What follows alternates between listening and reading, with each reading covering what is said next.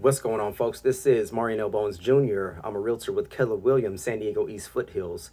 And welcome to my show. This is Surrealistic Studios, Surreal News, where the real is surreal, where I talk about news, politics, current events, and now real estate. Also investing, business, entrepreneurial stuff like that. This video specifically, I wanted to give you a few tips on how to pass your California state exam for real estate. Now, this is just me spitballing, freestyling. I didn't write any of this down. I just did a video, but I didn't like it because I didn't have a lot of details that I want. So what we'll do on this one is I'm just going to give you guys a few tips to pass your California state exam. And then later on, I'll get the details and then I'll kind of walk you through the process and what I went through in becoming a realtor. You know, you'll get the full gist of all the information when I do that video because I'll actually have it written down. But this one, we'll just freestyle and give you guys a few good tips to pass your exam. All right, let's say tip number one: get plenty of sleep before the exam.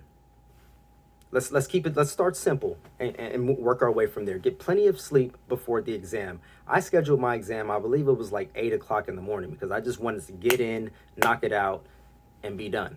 You know, that was my whole attitude. I just wanted to, and that's kind of like my attitude with everything else too. I just want to be the first one to do it or just knock it out first, you know, because the quicker I get it done, the better. The anticipation of it all is what really drives me nuts. I hate waiting for stuff when I know I have to do it. I just want to do it and get it over with, you know?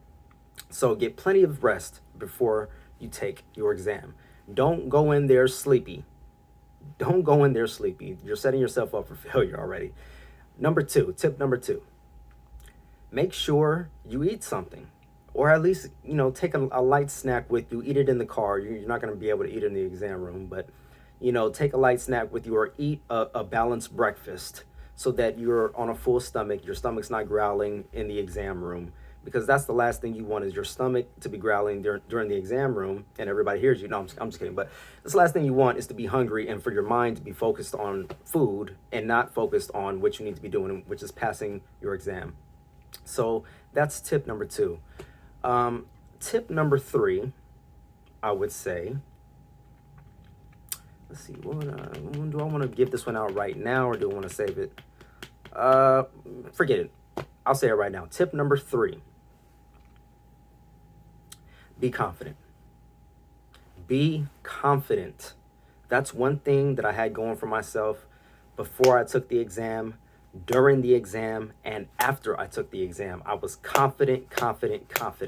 Maybe even a little tad cocky, but confident. Confidence is key. Confidence is key.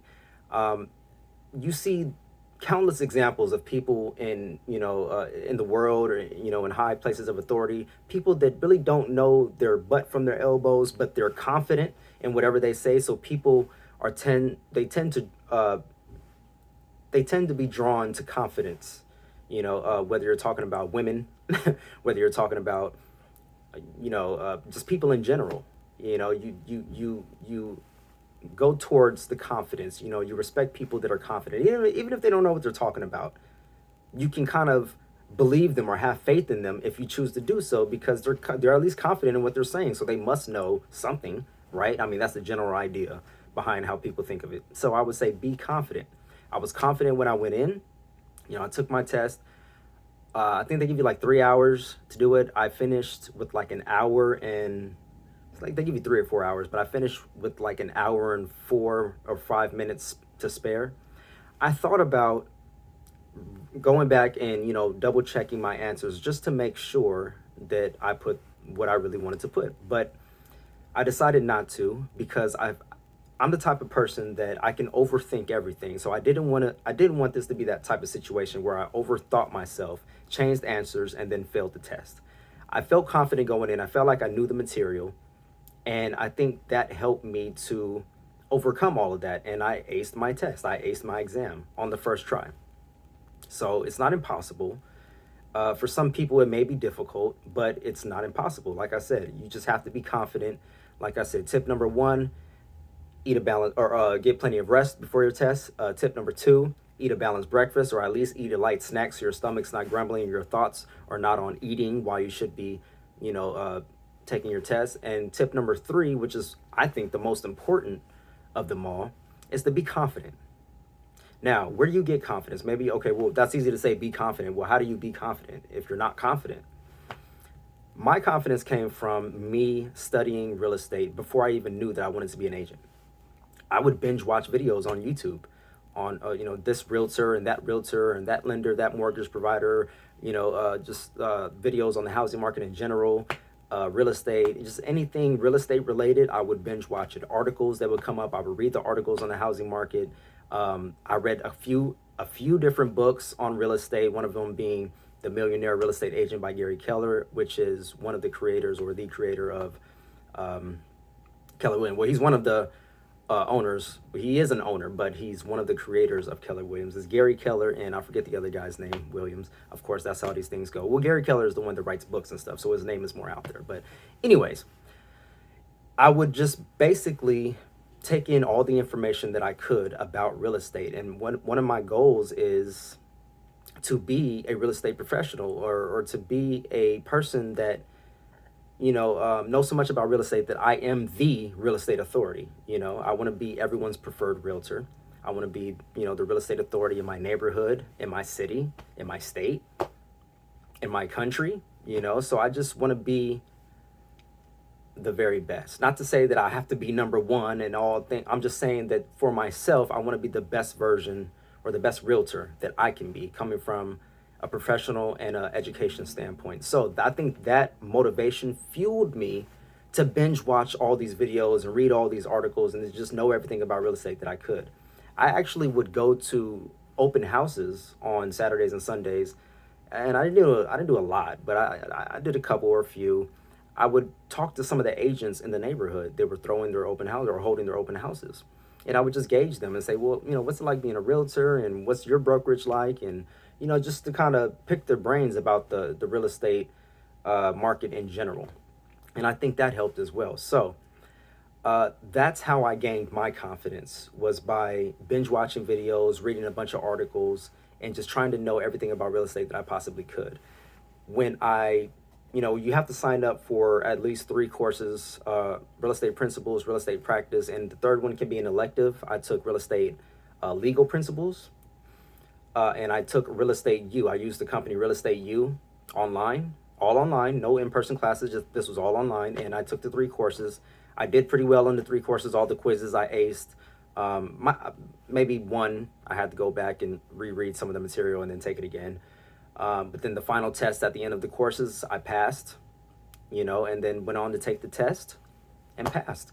Now, it did take me a little while before I actually took the time it took for me to basically finish my courses and to take my test. There was like a big gap in between because I was waiting.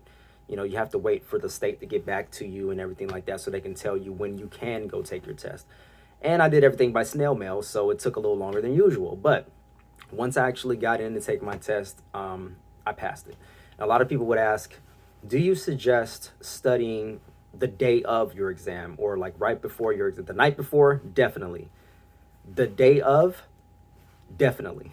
Now, that's just my suggestion. I think that it worked out for me. If you're one of these type of people who feel like, studying on the day is just not going to be beneficial for you, it might,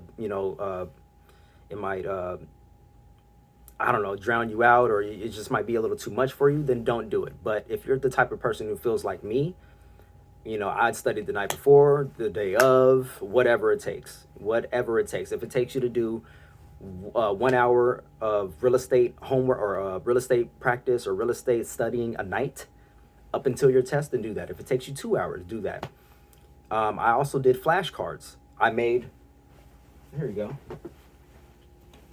I made some flashcards for real estate. That was blank. Hold on. There you go. And it helped me a lot. I studied my flashcards. If we're being honest, I only studied my flashcards maybe about 3 or 4 times. And I may be being generous. I wish I studied my flashcards more, but the truth of the matter is, like I said, I had been studying real estate before I knew I wanted to be an agent. So it wasn't that difficult for me to pass my test, because I had a lot of prior knowledge already just from me binge watching videos. I mean, a lot of this information is out here online. It's for free. Take it. It's free. You might as well benefit. You might as well capitalize on all of this free information that's out there, you know? So that's what I did. And I took some of it and I made some flashcards. What else did I do? That's pretty much it, folks. I did not take any crash courses. I did not pay for any extra real estate exam preps or anything like that. That's just me personally. If you think you'll benefit from that, then do it. Pay for it. Take it, as many preps as you need. Do as much as you need to get the job done. Me personally, I didn't do it. I didn't feel like it was necessary, and it wasn't. Like I said, I passed my test first time, no issues. So those are my 3 tips. And a few different suggestions on how to pass and how to ace your California state exam for real estate. If you like this video and this content, do me a favor, like this video, share, comment, subscribe, all that jazz, folks.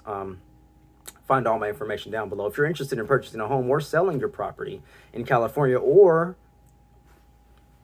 maybe, you are interested in investing, or maybe you're just interested in becoming an agent, let me know. Shoot me an email down below, give me a call, find me on social media, and we'll talk, and I'll give you the lowdown. So until next time, folks, love, peace, and light. Catch you guys on the next video. I'm out.